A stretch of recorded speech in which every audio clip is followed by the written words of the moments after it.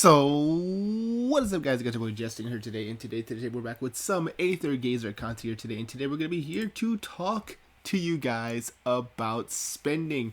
Yes, this is going to be the spend guide video for you guys here today, and the reason I wanted to make this video is because, all things considered, Aether Gazer does have a pretty good optimal time to spend. And there have been some discussions I've seen of people asking whether or not they should buy certain packs or what should I do, what is the most profitable way to spend my money without breaking the bank. So I figured I would be the person to maybe try to help guide you all into that type of that type of mode. Like, what should you be spending your packs on? Now, I want to make this perfectly clear before I make this video, because I know this is a touchy subject depending on the people that's involved.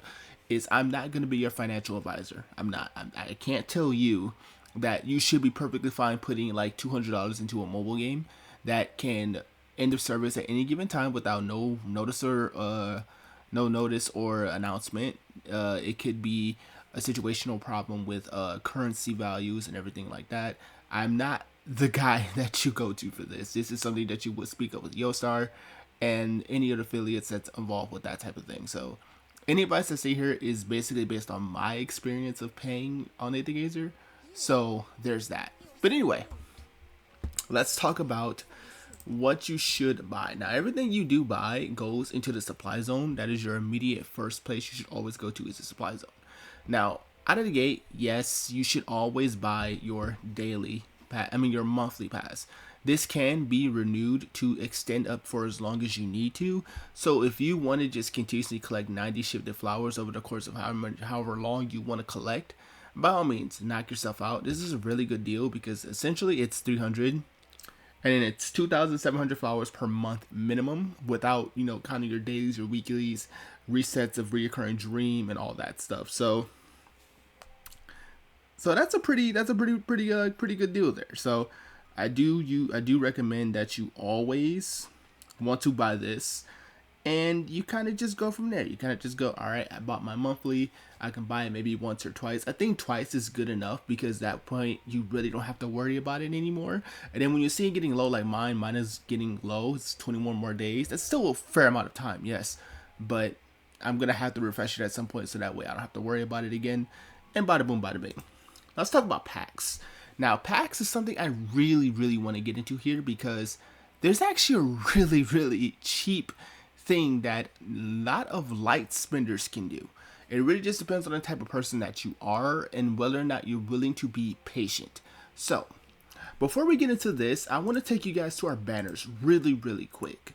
So, if you see here on the scan screen, Hades and Shoes banner are both up at the same time. So, as you can see, both up, both here, right? And they're both precise. Well, Shoe is regular, but this is precise because of she is the new character, right? But since she is a new character, you can get packs for both her and packs for Hades at the exact same time. This is what is probably the best way to spend in terms of you doing anything in Aether Gazer. The reason why is because all of the 7-day, the 14-day, all of this stuff comes in at the same, well, not the same, but it comes in about a couple weeks into the first banner. So the first banner is always going to be the first banner character. Their stuff's going to come out. And then 2 weeks later, the new character comes, and then you have a week to kind of dual buy everything that you need. And since you can get a lot of these lower packs like this one right here, the 7-day, which I highly recommend you buy the ones they give you once per day because it can give you a lot of resources over time. So there's the flower mist growth pack, which gives you like 10. It gives you like 10 for 1,000 flowers. This is pretty good cheap deals that you can really capitalize on without you having to break your bank. Now, if you were to buy all of this just outright, like 9K, 45K, 24, this is another 9. Well, we're not gonna count this one actually. This is 9. This is looking well over to be. I think it's like a total of like 15 to 17K, I believe you need to buy this just all outright. But if you just simply wait to both of these packs, you can maybe spend that planned 15 to 70k of shifted flowers that you were gonna buy to maybe get cheaper packs and then hyper focus in on certain things. Because if you do buy all of this, then yes, you should get around enough to get enough tickets to be able to pull for the banner and at least walk out with one copy. Yeah, most of the time, but that costs at such a steep. Now, of course, if we need both the character and the functor, then most times it's not really that big of a problem. Like personally for me, since 9 times out of 10 when I pull, I'm aiming for both character and functor at the same time, so I can at least perform with them at least a decent enough and or optimal enough level for showcasing or just for my own personal account gains, then I don't really mind it. But if you have enough tickets for Functor already, for example, let's just say, oh man, I already have my 70 tickets for Functor. I don't want any dupes. I think I'm good.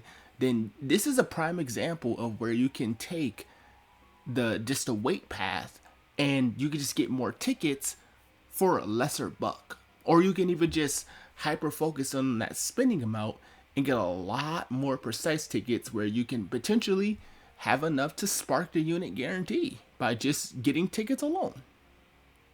Could potentially be a thing there. That could potentially be a thing that you can do. But there's that. But if you want to go the absolute cheapest to cheap way, I think the best thing you should do is always pick up these. Pick up the 7-day pack, pick up the 14-day pack. That's very simple. If you do the same thing as I mentioned to you before, which was wait till the second banner drops, you can pick them both up at the same time and reap in on those resources. Hades actually had a 14-day position pack. So if it was a 14 and a 7, that's 21 tickets that you're getting for just a mere 600 flowers. 21 tickets is the equivalent of 4k flowers. Well, 4k stars, to be honest. But, you know, that's the equivalent of 4k shifted stars. But you just got that for a total steal for just a mere 600 because you decided to just wait to collect those materials at that time. Or again, you can very simply just buy one, hoard, and then wait till the other one drops, collect again. Doesn't really matter as long as you're just doing it that way. For example, with the Functor, the 14-day Functor, that's 14 plus an additional 14. Sometimes it's a 14 here too, but most times it's a 14 for Functor. But 14-7, that's again another 21. That's a 21 for your Functor Select tickets. Again, all for the cheapo cost of only 1.2k shifted flowers, which again runs you a normal price tag of 4,000 shifted stars. Technically 4,200 because it's 21.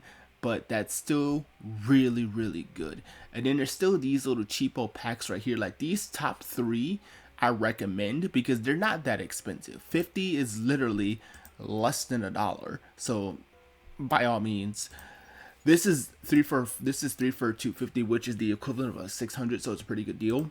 This is the equivalent of 2k for just 1,000, so essentially half off. Which it tells you, I mean, it tells you about 58%, but that's not really true. It's more like just exact half, and you just kind of go from there. You kind of start going based on your steadily ready income that you're willing to spend in Aether Gazer. That's kind of the best way I can really just say it is you base it around your available budget. If my available budget is $50, and I can go to the if I can go to the shifting survey and I can buy a 49 pack and a 44 pack and a this pack right here, right? So that gives me a grand total of about 5k ish shifted flowers, about close to 5k. So if I know what I can buy within that 5k and that 50 is my budget for the month, then I would want to take the wait path because this is 600, this is 1,200 if I buy both the packs. And then I can just focus on these. I can get these 3, or I can get maybe if I need more Functor tickets, I can get the Functor tickets. So if I were to break this down, right? Let's just say I have the 5k flowers. So I can get 1, and I can get the same thing here. So remember, that's only just a cheapo value. That is only 900. 900. So 900, keep with me. And then I get this one, and I get the signature Functor.